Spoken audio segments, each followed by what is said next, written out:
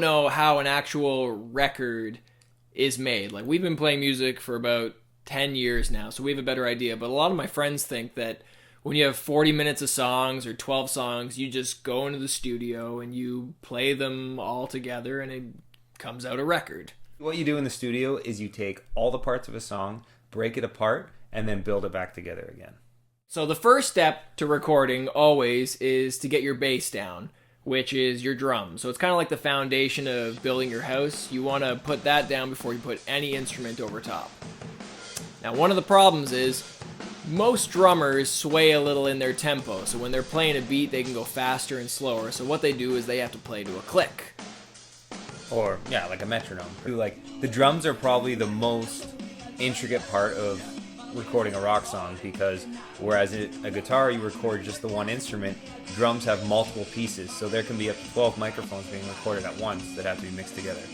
Yeah, and every single one of those drums, like anything from a tom to a cymbal to a bass, or in our case, we even put a mic under the stool, every one of those can be controlled independently, and it's the producer's job to mix them and make them different sounds and different volumes to make it sound good.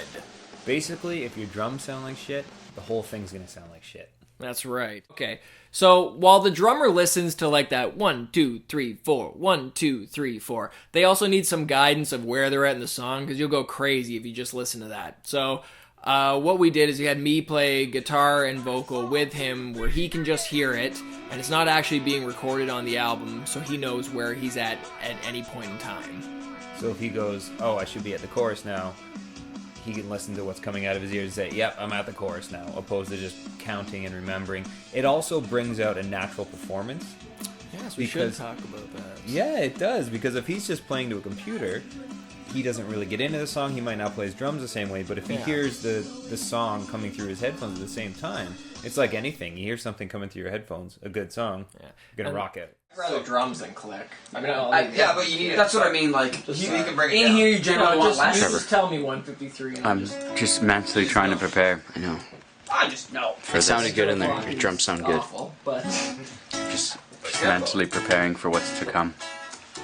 So after the drums are done, usually the next step is a rhythm guitar or bass. In this case, we did the bass guitar next, which was me, and I didn't screw up that much. he was good for the most part. And before you start playing the actual instrument, you got to find your tone, which is kind of like a guitarist's personality, to kind of find his sound right before he does the take. So what type of things did you do to get your tone for this EP? Well, I went through my own bass head, but at the same time, we added a little bit of distortion to the bass because we're playing with cleaner guitars, so it's not something we had ever done before, but we tried it in the studio, and it sounded really good. What was the pedal called? The Big Muff. The Big Muff. We added Big Muff. Doing bass harmonies. Oh, bass harmonies. Track the bass. Those do sound good. Thirds or fifths. Non-stop. And then after you lay down bass, you put down your guitar over top of it. Now, in our case, we have two guitars, so rhythm guitar usually gets laid down first, and then a lead gets put down. And once again, with the bass, you got to find your own tone. I don't even remember what amp I used on this EP. I just went to Sig, the producer, the sound I was looking for, and he made it happen. It was a JCM 800 Marshall. Sure. Sounded good. Was it actually a Marshall? Yeah. Oh, I thought it was something else. It sounded good. Yeah, sure did. John came for the first time to the studio to visit Sig, had no idea what to expect.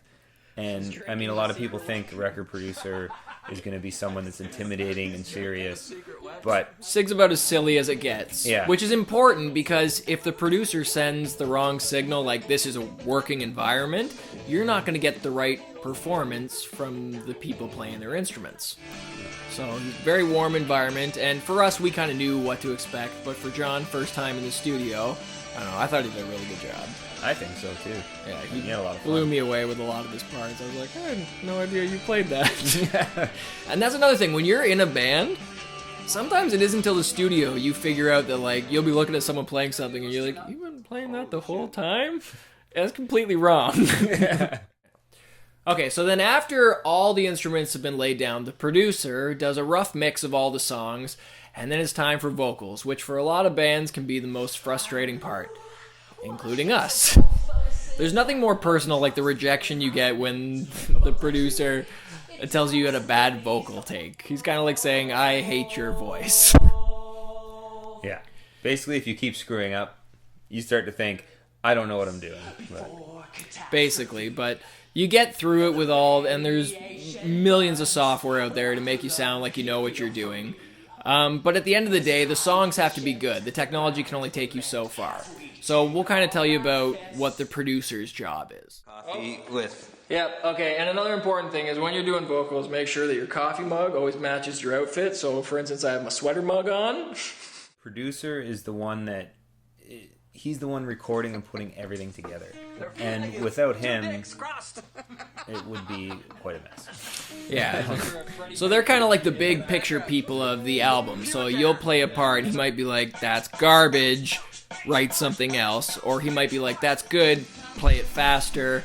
So, like, they're kind of like the Steven Spielberg, or the big, less aliens, but the big eye on the whole project. Fireplace. It's you and me, Trevor. Because I won't be able to drum unless I have a warm back. If my back's not warm, I'm not doing it. And that's That's the rule. the rule. And that's how the rules we live by. So yeah, after you've wrapped up recording, Sig has all these different pieces, or the producer, sorry, has all these different pieces floating around, and it's his job to kind of like put the Lego pieces together to build whatever it is you were trying to build. And he has to have the right volumes, the right mix, EQ. Yep, the right effects on everything to make it sound like how you want it to sound. Yeah, that looks good though. Yeah. All right, we are wrapped for the weekend. Mr. Wakeman, what was your favorite part? Recording stuff. Playing guitar.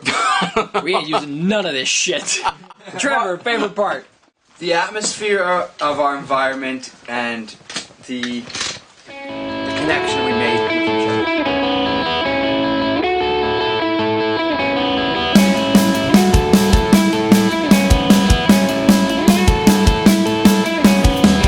I knew why she gets so cold with furnaces and microwaves. She pops her pills and hibernates. A bonsai tree, it died a symphony.